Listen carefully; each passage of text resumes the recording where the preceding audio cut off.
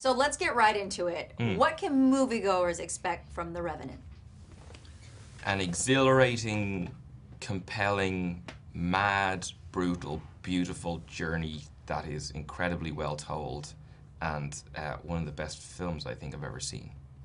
They say no pain, no gain, right? I heard this film had plenty of pain. I mean, you are reaping the rewards now. But let's talk a little bit about what was it like just with the temperature and with the no cell phone service and people getting sick and paint the picture for me. What did it really feel like making this movie?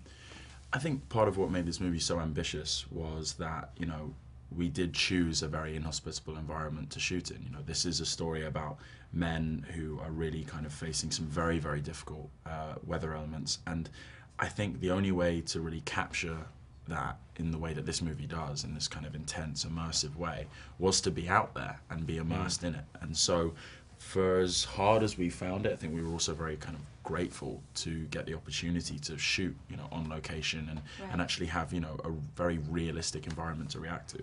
Did it make it feel more epic because you were, you know, there's no fan in the background blowing the wind in. This was real stuff happening. It felt, I mean, it felt epic while we were doing it, and it also felt very difficult. And I think that's what's nice. You can see both those things on screen, you know. You can see how epic it is, and you can see what a struggle it is, and I think that's part of what makes the film special.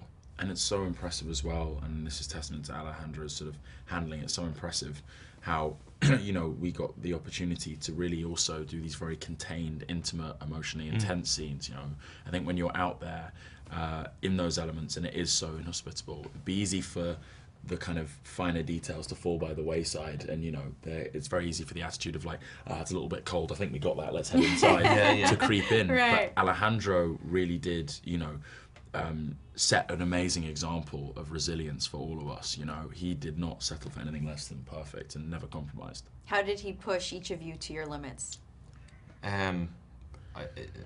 Just by putting us in situations and that were almost out of our control, telling us to deal with them, and setting tasks which were, you felt impossible, and then when you found you achieved it, it was, you know, a revelation, you know, and that's what keeps you going for the next one. Yes, exactly, and that's what makes you buy into the process, you know. He does demand the best, and he's very honest too. That's how he gets the best from you as well. He will say, that's not good enough, we need to do better. Which is awesome. Yeah.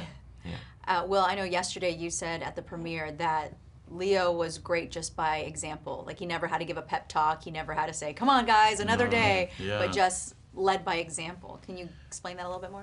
Yeah, I think, you know, it's interesting.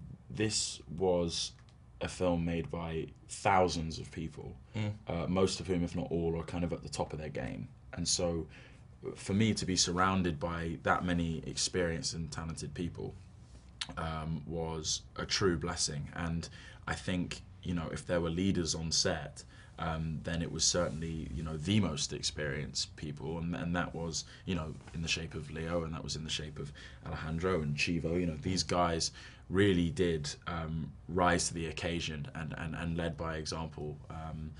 And you know, Leo's conduct on set is as impressive as his talent, and that's what makes him an amazing film actor, I think.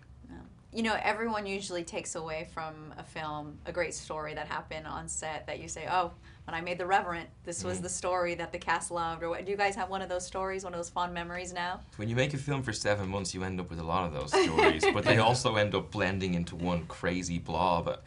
Every day threw up something new that was insane. And so I think the only way to really remember all those stories is when we sit down together and start saying, oh God, bloody hell, that was a horrible day. Yeah. But what stands out for you? Like, what is one that you The day up on top of the mountain, and it's like, this is the thing, is it takes about 6 seconds in the film. There's a shot of us all on top of a mountain trying to go up on the top of it, and getting there was ridiculously difficult. Everybody's carrying their gear, everybody's carrying everything. It was absolutely freezing. And we were up there, and darkness was coming in. We weren't sure how we were going to get back down again. We were all looking at each other. There was helicopters involved. It was a crazy, crazy day. And I look back and think that, you know, that'll never happen again, you know. And yeah, those unique days, I think, stand out. Yeah, so this was more than a film. This was like real boot camp.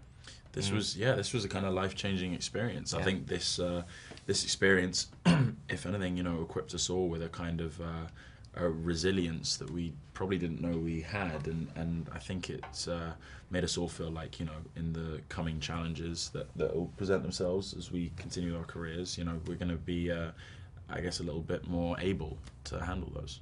Yeah. So where do you send the family? Do you send them to see The Revenant or Star Wars, or do you do a whole film day? I forced them to see both, and then we go back and Yes. just watch a Back bunch to of back. DVDs, Brooklyn, Ex Machina. I mean, I'm then you sitting go back through through all, that. thing, Yeah, all the through way it. back, my early stuff, you know what I mean? The films I made when I was a kid, and by the end of it, they hate me. Good for you. Yeah.